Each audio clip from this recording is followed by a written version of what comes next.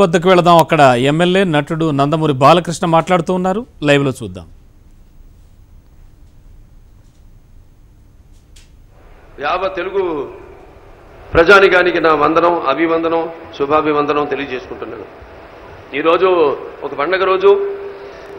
మనం ఎన్నో పండుగలు జరుపుకుంటాం, కానీ మన విశ్వవిఖ్యాత నట సార్వభౌముడు తెలుగుదేశం పార్టీ వ్యవస్థాపకులు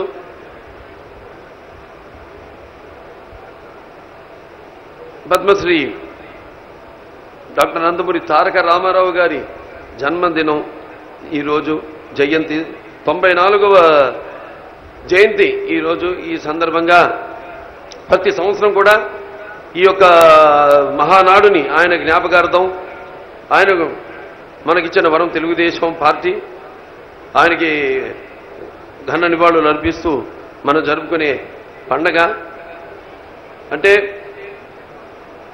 సమాజమే దేవాలయం, ప్రజలే దేవుళ్ళు అనే నినాదంతో తెలుగుదేశం పార్టీని స్థాపించి, అలాగే 99 నెలల కాలంలో ఆంధ్ర రాష్ట్రంలో సుడిగాలి పర్యటన చేసి దశాబ్దాలుగా ఓటు వెలగని కాంగ్రెస్ పార్టీని మట్టి గరిపించి తెలుగుదేశం పార్టీకి అధికారానికి తీసుకొచ్చిన యుగ పురుషుడు మన అన్న నందమూరి తారక రామారావు గారు, ఎన్టీఆర్ గారు. ఆయన పాద పద్మాలకు నమస్కరిస్తూ, అలాగే ఎన్టీఆర్ తెలుగుదేశం పార్టీ ఆవిర్భావం ఒక నూతన శకానికి నాంది. అలాగే తెలుగుదేశం పార్టీ ఆవిర్భావం తెలుగు వారి ఆత్మాభిమానం, అలాగే ఆత్మవిశ్వాసానికి మూలం. తెలుగుదేశం పార్టీ ఆవిర్భావం పేద ప్రజలకు వరం. అలాగే బడుగు బలహీన వర్గాలు, వెనుకబడిన అణగారిన వర్గాల జీవితాల మార్పుకు శ్రీకారం. అలాగే తెలుగుదేశం పార్టీ శ్రేణులకు నూతనోత్తేజం తెలుగుదేశం. మరి ఆనాడు మన నందమూరి తారక రామారావు అన్న 3 అక్షరాల పేరు నేను ఎప్పుడు అంటుంటాను. ఎన్టీఆర్ అంటే కేవలం నందమూరి తారక రామారావు గారే కాదు. ఎన్ అంటే నటనాలయం, ఆయన ఇల్లే ఒక నటనాలయం, అందులో ఆయన ఒక నటరాజ నటసింహుడు అని. టీ అంటే తారమండలంలోనికి తారక ధ్రువ తారకుడు. ఆర్ అంటే రాజరాజు, రాజర్షి, రాజకీయ దురంధర యుగంధరుడు, రమణీయ రమ్య కమనీయ సౌమ్య గుణధాముడని. అటువంటి ఎన్టీఆర్ అన్న 3 అక్షరాల పేరు తెలుగు ప్రజల హృదయాల్లో సుస్థిరం. అందుకే ఆయన జీవితం ఒక మహాప్రస్థానం. అందుకే ఆయన సినిమాను నేను తీయదలుచుకున్నాను. ఎందుకంటే భావితరాల వాళ్ళకు గుర్తుండిపోయేలా. ఇక్కడ ప్రభుత్వం కూడా, తెలుగుదేశం ప్రభుత్వం, నారా చంద్రబాబు నాయుడు గారు అమరావతిలో 75 అడుగుల ఆయన ఒక విగ్రహాన్ని కూడా ఏర్పాటు చేయబోతున్నారు, మ్యూజియంని ఏర్పాటు చేయబోతున్నారు. అది కాకుండా ఒక కొడుకుగా నా రుణం తీర్చుకోవాలి. సినిమా మాధ్యమం అంటే మనం ఎందరో గురించి చదువుకుంటున్నాం, కానీ ఇప్పుడున్న దైనందిన కార్యకలాపాల్లో సతమతమవుతూ భావితరాల వాళ్ళు ఈ యొక్క మానసిక రుగ్మతలకు, వాళ్ళకున్న ఈ చదువుల ఒత్తిడి వల్ల చరిత్రను మరిచిపోయే పరిస్థితుల్లో ఉన్నారు. అటువంటి పరిస్థితుల్లో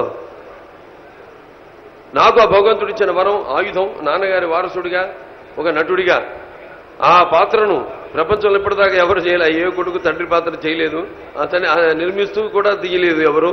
అటువంటి ఆ అదృష్టం నాకు కలిగినందుకు ఈ సభాముఖంగా ఆ భగవంతుడికి నా కృతజ్ఞతలు తెలియజేసుకుంటున్నాను. మరి ఆయన సామాన్య రైతు కుటుంబంలో పుట్టి, అలాగే చిన్నప్పటి నుంచి కష్టపడే స్వభావాన్ని అలవరుచుకుని అంచెలంచెలుగా ఎదిగి సినీ రంగం ప్రవేశం చేశారు. అనతి కాలంలోనే ప్రజలను మెప్పించారు. అలాగే ఎన్నో పాత్రలకు జీవం పోసి ఆయన నటనను ధారపోసి తెలుగు ప్రేక్షకుల హృదయాలను కదిలించారు. వారి మనసులో స్థానాన్ని సంపాదించారు. ఒక గొప్ప కథానాయకుడు అయ్యాడు నందమూరి తారక రామారావు గారు. సరే, ఆ రోజుల్లో మరి నందమూరి తారక రాముడు సినీ వినీలాకాశంలో ఒక వెలుగుతున్న రోజులవి. అలాగే దేదీప్యమానంగా జరుగుతున్న జీవితం. అటువంటిప్పుడు ఆయనకి ప్రజల మీద ఆలోచన మళ్ళింది. తనకు అంతటి ఘనకీర్తిని అందించిన ప్రజలకు ఏదో చేయాలనే ఒక సంకల్పం. ఆనాటి కాంగ్రెస్ ప్రభుత్వం మరి ప్రజల యొక్క అభివృద్ధిని సంక్షేమాన్ని వక్కరబెట్టి తరచూ ముఖ్యమంత్రులను మారుతూ తెలుగువారిని అవమానిస్తున్న తీరు అన్నగారి హృదయాన్ని కలిచివేసింది. అదే ఆనాడు ఆయన రాజకీయ రంగ ప్రవేశానికి బీజం వేసింది. తెలుగువారికి న్యాయం జరగాలన్నా, అలాగే పేదల వద్దకు ప్రభుత్వాల యొక్క పథకాలు చేరాలన్నా, తెలుగు వాడి ఆత్మగౌరవాన్ని నిలబడాలన్నా తప్పకుండా ఇక రాజకీయాల్లోకి రావాలి అన్న నిర్ణయం తీసుకుని ఆనాడు ఆయన తెలుగుదేశం పార్టీని స్థాపించారు. సరే, పార్టీ స్థాపించిన 9 నెలల్లోనే అధికారంలోకి వచ్చి మరి వెనుకబడిన తరగతులకు బడుగు బలహీన వర్గాలు, అలాగే తాడిత పీడిత వర్గాలను, మైనారిటీ కులాలు ఎవరైతే ఈ అధికారంలో ఉన్న పదవులకు దూరంగా ఉన్నారో వాళ్ళందరికీ చేయూతనిచ్చి అధికార పీఠ మీద కూర్చోబెట్టిన మహానుభావుడు నందమూరి తారక రామారావు గారు. మరి తెలుగుదేశం పార్టీలో ఎన్నో విధి విధానాలు, పరిపాలనలో సంస్కరణలు తీసుకొచ్చి ఎన్నో పథకాలను తీసుకురావడం జరిగింది. మహిళలకైతే అన్ని వర్గాల వారికి పథకాలను తీసుకురావడం జరిగింది. ఆ తర్వాత మరి ఆయన తెలుగుదేశం పార్టీ అధికారంలోకి వచ్చాక మన రాష్ట్ర రాజకీయాల్లో కూడా వినూత్నమైన మార్పులు జరిగాయి. అలాగే ఆయా తెలుగుదేశం యొక్క పథకాలు, పరిపాలన దేశమంతా ఆకర్షించి అన్నగారి బాట పట్టాయి. సామాన్యుడికి పట్టెడు అన్నం, అలాగే ఉండడానికి గూడు కట్టుకోవడానికి గుడ్డ సమకూర్చి పేదల ఆరాధ్య దైవం అయ్యారు. పేద ప్రజలందరూ ఆయనని అన్నాని పిలుచుకునేవారు. ఇక ఆ తర్వాత ఇప్పుడు మనం ఉన్న పరిస్థితులు, ఇప్పుడు నందమూరి తారక రామారావు గారి తర్వాత మన ముఖ్యమంత్రి గౌరవనీయులు నారా చంద్రబాబు నాయుడు గారు తనదైన శైలిలో తెలుగుదేశం పార్టీని ముందుకు నడిపిస్తున్నారు. అన్నగారి ఆశయాల్ని నెరవేరుస్తూ, అలాగే ఆయన పథకాలకు కొద్ది రూపురేఖలు దిద్ది ఈ యొక్క ప్రజల సంక్షేమ కార్యక్రమాలన్నింటినీ ముందుకు తీసుకెళ్తున్న ఎన్నో సంక్షేమ కార్యక్రమాలతో ప్రవేశపెట్టి విప్లవాత్మకమైన మార్పులను తీసుకొచ్చారు. అలాగే ఆయన గతంలో చూస్తే మరి ఆయన ఇంతకుముందు కాంగ్రెస్ ప్రభుత్వం మోసపూరిత విధానాలతో అధికారంలోకి వచ్చినప్పుడు అదే ప్రతిపక్షంలో ప్రజాపక్ష పోరాటం చేశారు. అలాగే కాంగ్రెస్ పార్టీ అరాచకాలను సమర్థంగా ఎదుర్కొని అందుకోసం రాష్ట్రం అంతా కలిగి తిరిగారు. 60 పైన వయసు, సుమారుగా 2815 కిలోమీటర్లు, 173 నియోజకవర్గాలు తిరిగి ప్రజల్ని కలుసుకుని వాళ్ళ కష్టాలు తెలుసుకున్నారు. అలాగే ప్రజలు ఆయన్ని అర్థం చేసుకున్నారు. 2014లో అధికారాన్ని కట్టబెట్టారు.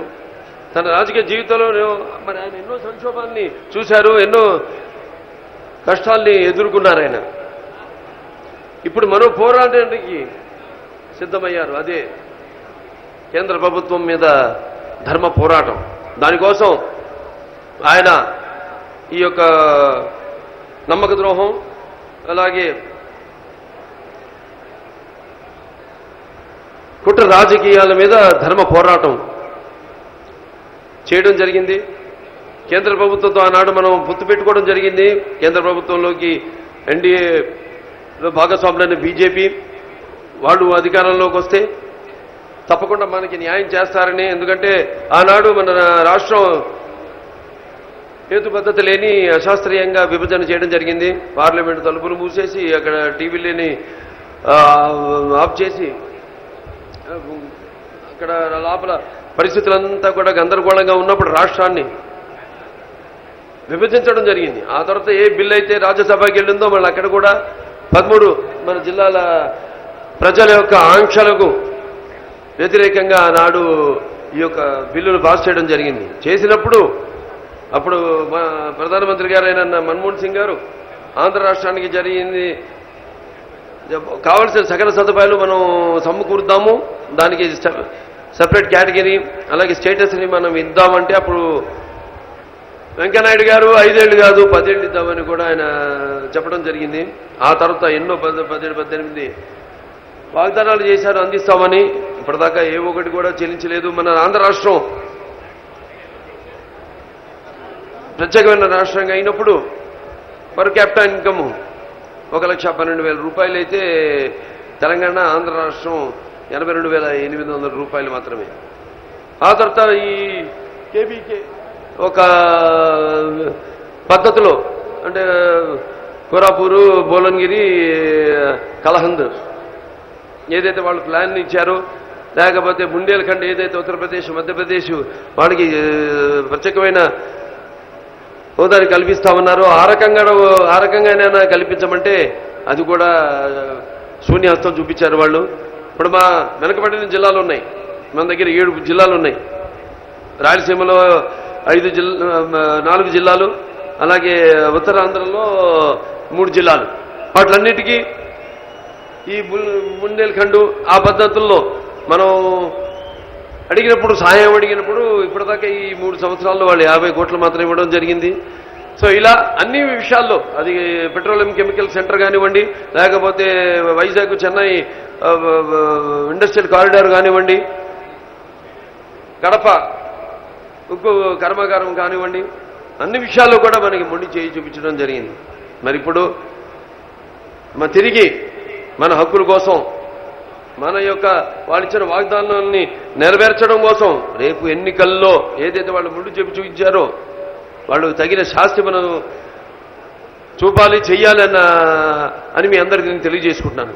తెలుగుదేశం పార్టీకి బలగం కార్యకర్తలు, భారతదేశంలో ఏ ప్రాంతీయ పార్టీకి లేని కార్యకర్తలకు తెలుగుదేశం పార్టీకి ఉన్నారు. క్రమశిక్షణ. రైట్.